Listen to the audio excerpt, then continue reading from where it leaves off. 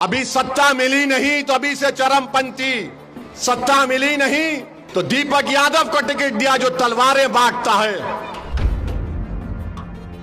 तलवार बांट रहा है दीपक यादव।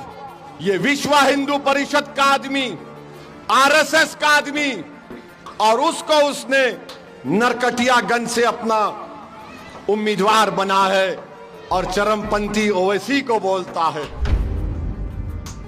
नदी कटाव का मसला उठाते हैं तो चरमपंथी, अलीगढ़ मुस्लिम यूनिवर्सिटी का कैंपस क्यों नहीं है तो चरमपंथी। एक तरफ तेजस्वी हमको चरमपंथी बोलता है तो दूसरी तरफ नरेंद्र मोदी सीमांचल की जनता को बदनाम करके कहता है घुसपैठिया यहां पर है। सुनो, तेजस्वी ने दीपक यादव को नरकटियागंज से टिकट दिया। जानते हैं दीपक यादव कौन है? दीपक यादव को जानते हैं आप कौन है? दीपक यादव अब घर को जाएंगे तो गूगल पर दीपक यादव नाम डालो, उसकी एक फोटो आएगी। ये तलवार बांट रहा है। किस लिए तलवार बांट रहा है? बकरी को काटने के लिए तलवार बांट रहा है दीपक यादव। ये विश्व हिंदू परिषद का आदमी, आरएसएस का आदमी, और उसको उसने नरकटियागंज से अपना उम्मीदवार बना है और चरमपंथी ओवैसी को बोलता है। जो भारत के संविधान पर अल्लाह के नाम पर 5 मर्तबा हमने हल्फ लिया, 5 मर्तबा में से 2 मर्तबा मुझे बेहतरीन सांसद का अवार्ड दिया गया, 2 मर्तबा का विधायक मैं, क्योंकि मेरे चेहरे पे दाढ़ी है, सर पे टोपी है, मैं चरमपंथी, क्योंकि मैं आप जैसे गरीबों के इंसाफ की लड़ाई लड़ रहा हूं। और सुन लो मेरी बात को, जब तक जिंदा रहूंगा लड़ता रहूंगा इंशाअल्लाह ताला। इसीलिए मैं चरमपंथी।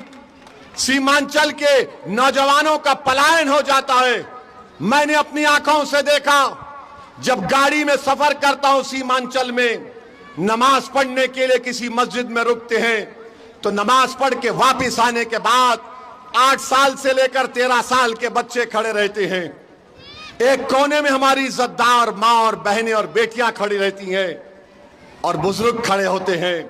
मेरी आंखें तरस जाती नौजवानों को देखने के लिए।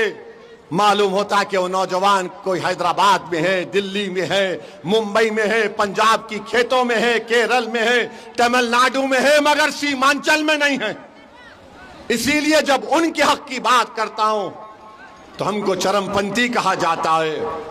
मेरे अजीज दोस्तों और बुजुर्गों, नदी कटाव का मसला उठाते हैं तो चरमपंथी, अलीगढ़ मुस्लिम यूनिवर्सिटी का कैंपस क्यों नहीं है तो चरमपंथी।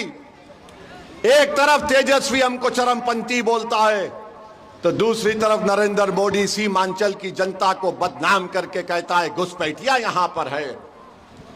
बताओ, कोचा दामन की जनता, क्या कोचा दामन में कोई नेपाली बांग्लादेशी दिखता है आपको? तो फिर सीमांचल को बदनाम करने का काम नरेंद्र मोदी भी कर रहे हैं और मोदी का छोटा भाई तेजस्वी भी कर रहा है। इन दोनों में कोई फर्क नहीं है। अभी सत्ता मिली नहीं तो अभी से चरमपंथी, सत्ता मिली नहीं तो दीपक यादव को टिकट दिया जो तलवारें बांटता है। अभी सत्ता मिली नहीं तो अफजल खान का टिकट काट दिया।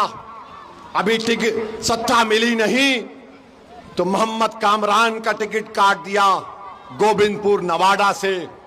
बताओ, क्या ऐसा आदमी के उम्मीदवार को आप वोट डालेंगे 11 तारीख को?